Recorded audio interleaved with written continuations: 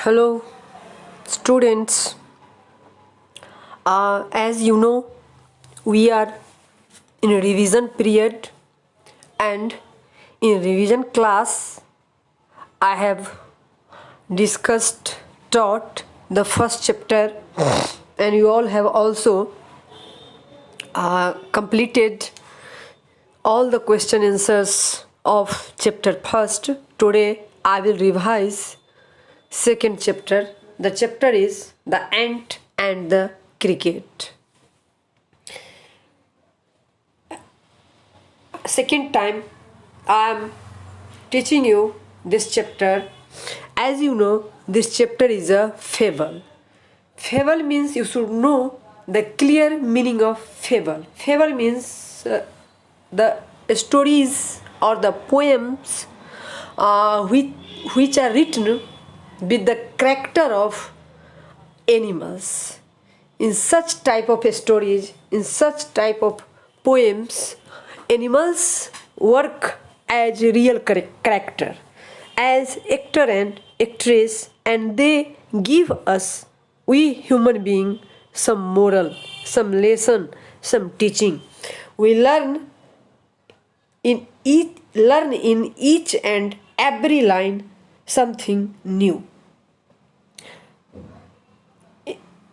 You can see on the above lines, a fable is a story often with animals as character that conveys moral. This poem about an ant and a cricket, this poem is about an ant and a cricket, contains an idea of far-reaching significance which is as true of a four-legged cricket as of a two-legged one. Surely you have seen a cricket that has two legs. As I already told you before that this such type of poems, such type of stories are written to make us learn, to make us understand our responsibility, our work, our demerits, to learn what are demerits in ourselves, and we can change, we can improve ourselves to learn from these poems, from these stories. You all know that most of the animals are four-legged, but here the poet is telling about the cricket of two legs. Who are these two legs cricket?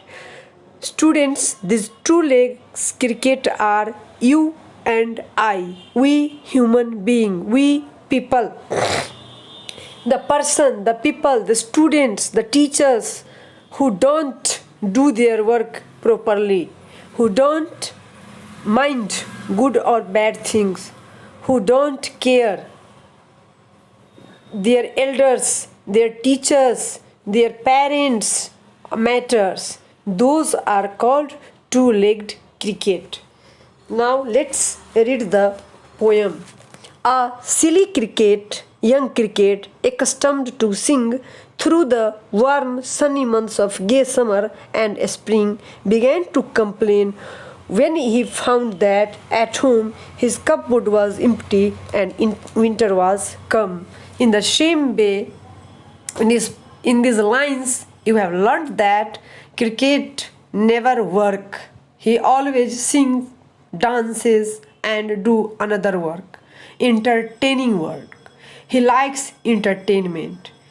He likes to live a idle life, lazy life. He was very much lazy. He doesn't like to do any work. And the creatures, the person who works, who labors hard, he makes fun for them.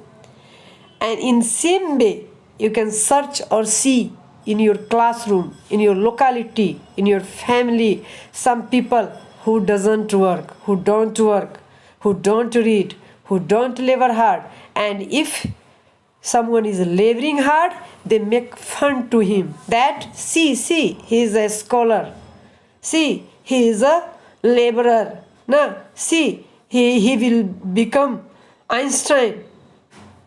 In such way, we people make fun to them, mock them, and make. Now come on in second stanza. Not a crumb to be found on the snow-covered ground, not a flower could we see, not a leaf on a tree. Oh, what will become, says the cricket of me. And such person who are lazy, who don't work, and when they repent, when they found nothing. Some students don't read, and when they repent, when exam will come, in exam they started to weep, they started to repent that how will I write, how can I write, I spoiled, I wasted my whole year. I didn't read a single word. In the same way, Cricket was repenting. He was sad. He was sorry that he had not a crumb to eat. Oh, what will become, says the Cricket, of me? At last, by starvation and famine made bold, all dripping with wet, all trembling with cold, away he set off to a miserly end to see if to keep him alive he would grant. And what such type of people do? They don't do any work, and when they have nothing to eat, they are starving, they are dying, then to go to the another people to ask for, to beg, to request, to give him a mouthful food, some shelter to live. So Cricket also decided to go to ants because, as you know, ants are very much laborious creature. He always labor hard. He always gather food, and he also made lot of shelters. So the Cricket was thinking, as many times he did.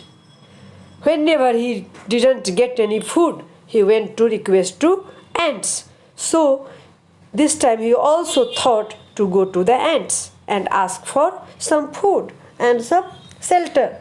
If not, he must die of him shelter from rain and a mouthful of grain he wished only to borrow. He would repay it tomorrow, if not, he must die of starvation and sorrow. And every time he decided that he would return their food when this bad weather, this abnormal situation finished. He will return their food and their everything, but he never returned in his life. Thousands of times, hundreds of times, he borrowed to the ant, begged to the ant, but returned never. Says the ant to the Cricket, I am your servant and friend, but we ants never borrow, we ants never lend. But this time, ants thought that they are not going to help the Cricket because it has become his habit. Every time he comes to them and begged, requested, asked for food, and every time ants helped them. But students, do you know, this is not good to help anyone many times. If you will help them, they will be habitual. They never improve, they never change themselves. So help in real reason, in true reason, not for every reason, not for every time. So, but tell me, dear Cricket, did you lay nothing by when the weather was warm? Quoth the Cricket, not. And as I have already told you in the beginning, that when ants were working, laboring hard, the Cricket made them fun, laughed at them, that you ants are very much laborious. You are working hard. You are a hard worker. So this time ants are making the fun to the Cricket. That you, sir, what are you doing? when the weather was fine, when you have enough time, when the sun was warm. Are you dancing? Are you singing? Then go and dance. If you are singing that time, then again you go and dance. In such way, ants are making fun too to the cricket. And the cricket was speaking in a very normal voice, very sad voice, as a beggar.